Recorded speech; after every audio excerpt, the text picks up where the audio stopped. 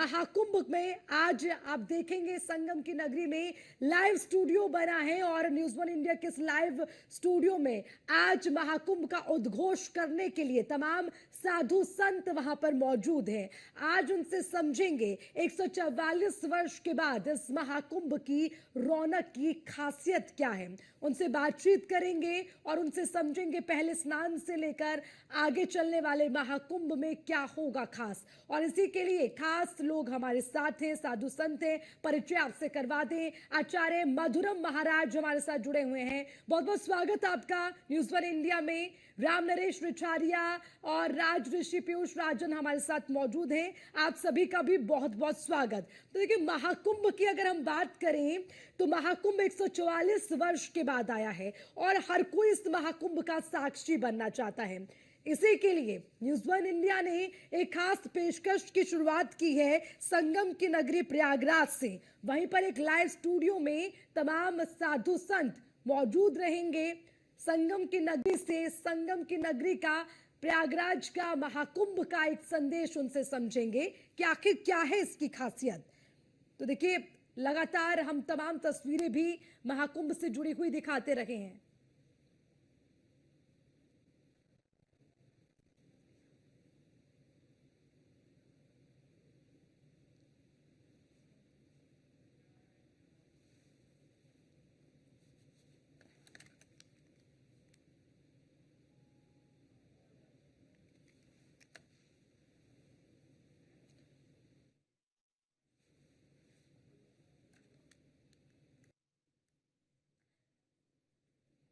तो संगम की नगरी प्रयागराज से ये अद्भुत नजारा, देखिए तस्वीरें भी लगातार आपको दिखा रहे हैं और उसी के साथ न्यूज़ वन इंडिया के माध्यम से खास पेशकश हमारे साथ जो आज हमने वहां पर एक स्टूडियो बनाया है, लाइव स्टूडियो। तो वहां पर संगम क्षेत्र में स्टूडियो में सनातन परंपराओं का उद्घोष करने के लिए तमाम संत महंत और मुनि ऋषि वहां पर पहुंचे हुए हैं। उनसे तमाम जानकारी लेंगे और उनसे समझेंगे कि आखिर 144 साल के बाद आए इस पुण्य फलदायी महाकुंभ की रौनक कैसी है।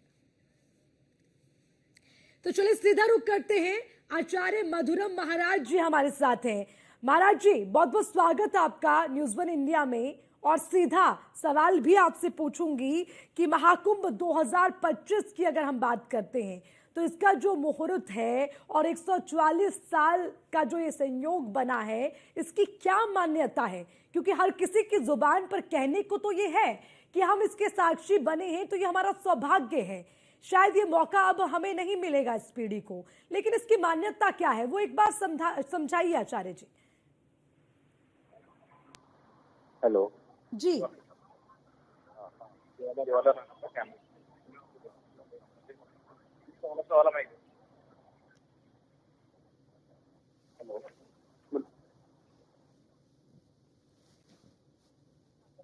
हेलो जी जी आचार्य जी बताएं। जी, फिर से बोलिए। आचार्य जी देखिए, आज हम बात कर रहे हैं 144 वर्ष के बाद आए इस महाकुंभ की। आचार्य जी, हर कोई ये कहता है कि ये हमारा सौभाग्य है कि हम इसके साक्षी बने, लेकिन आप जरा इसकी महत्ता क्या है वो समझाइए। ये जो संयोग बना है 144 वर्ष के बाद, इसकी क्या मान्यता है?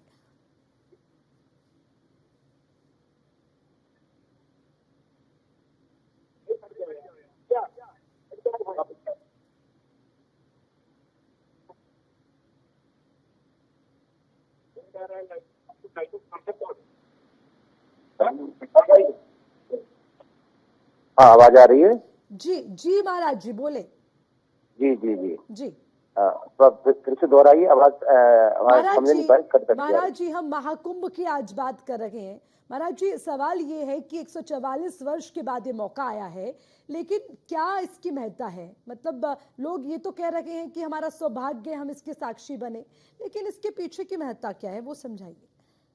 निश्चित रूप से, जैसा कि सब जानते हैं जी और विश्व विदित है, ये जो महाकुंभ है प्रयागराज में ही लगता है और ऐसा योग संयोग 144 साल बाद जैसा बताया जा रहा है, निश्चित रूप से 144 साल बाद ही ये योग संयोग बना है। क्योंकि प्रयाग की महिमा, प्राय करके यज्ञ होता है यहाँ, वो है प्रयाग। देखिए, प्रयाग का जो अर्थ है वो प्राय करके यज्ञ होता है यहाँ शिव पुराण और देव हमारे प्रयाग की यहाँ से जो लोग शरीर छोड़ करके और स्वधाम के लिए जाते हैं तो निश्चित रूप से वो है महाप्रयाण बोला जाता है। और महाप्रयाण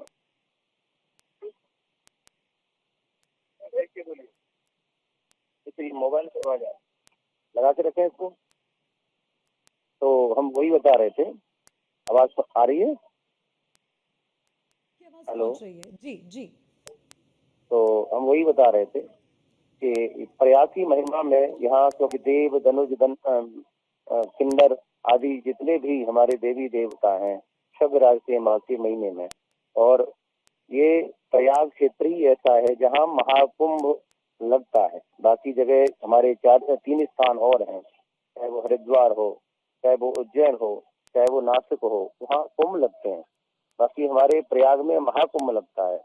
और ये योग संयोग जब सूर्य और मकर राशि पर आता है तो तब योग ये बनता है महाकुंभ का। और अब की बार सूर्य गुरु और शुक्र एक राशि पर आए, इसलिए 144 साल का ये योग बना है। ऐसे देखने के लिए दुनिया ही लालायित है, चाहे वो हमारा देश हो, चाहे वो हमारा विदेश हो।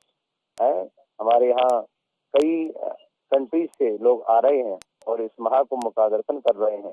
निश्चित रूप से सब भाग्यशाली हैं, जिसमें एक हम भी हैं कि ऐसा महाकुंभ हम दर्शन कर पा रहे हैं जिसकी दिव्यता भव्यता और ये अलौकिक यहाँ वातावरण लगता है कि साक्षात स्वर्ग ही पृथ्वी पर उतरा हो। जी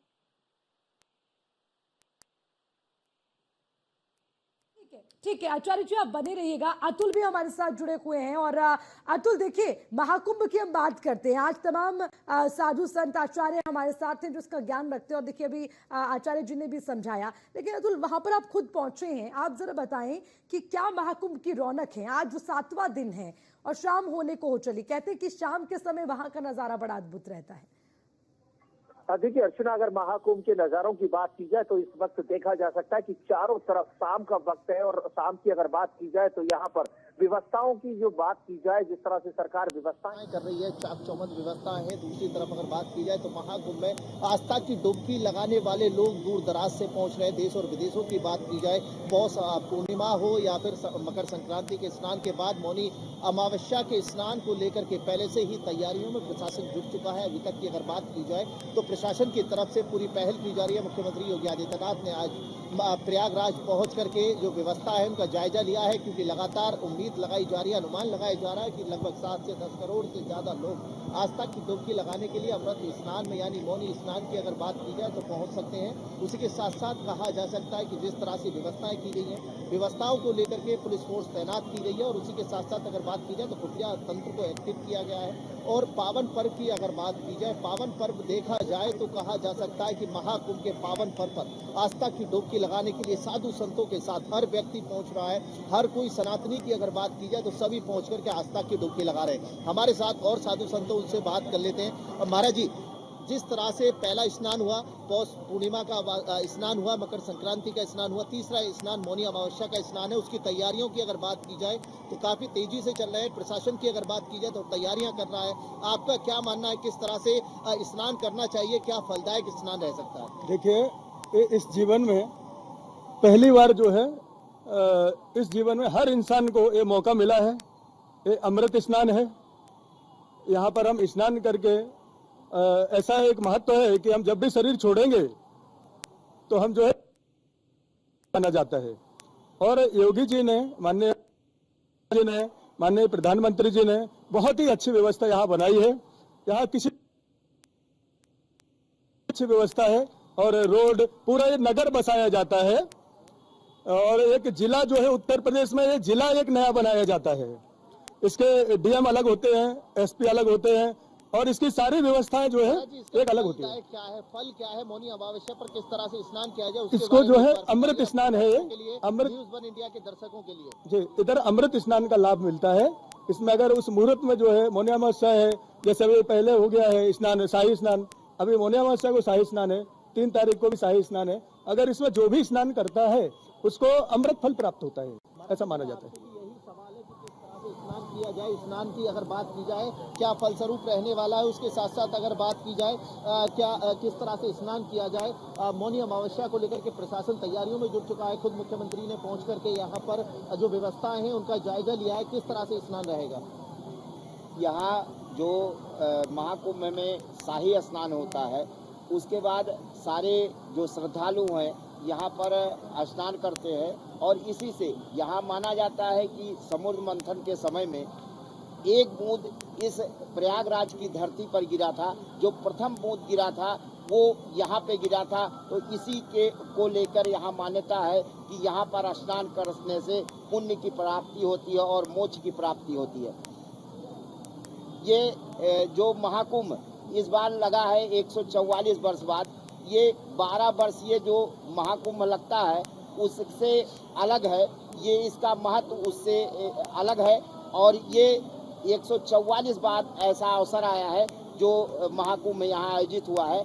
और ये पूरा महाकुंभ यहाँ 50 किलोमीटर में पूरा बसाया गया है। यहाँ पूरा एक नगर बसाया गया, पूरा शहर बसा है और यहाँ आस्था की डुबकी लगाने श्रद्धालु अपने आस्था के अनुसार यहाँ आ रहे हैं और डुबकी लगा रहे हैं। जो आस्था होती है उस आस्था के साथ डुबकी लगाने से मोक्ष की प्राप्ति होती है। महाराज जी, मेरा आपसे सवाल है कि जिस तरह से विदेशी मेहमान यहाँ पहुँच रहे हैं महाकुंभ की अगर अद्भुत नज़ारे की बात की जाए, ऐसा क्या है इस महाकुंभ के अंदर जो दूर दराज के साथ साथ अगर विदेशी मेहमानों की बात की जाए तो विदेशी मेहमान भी यहाँ पहुँच रहे हैं?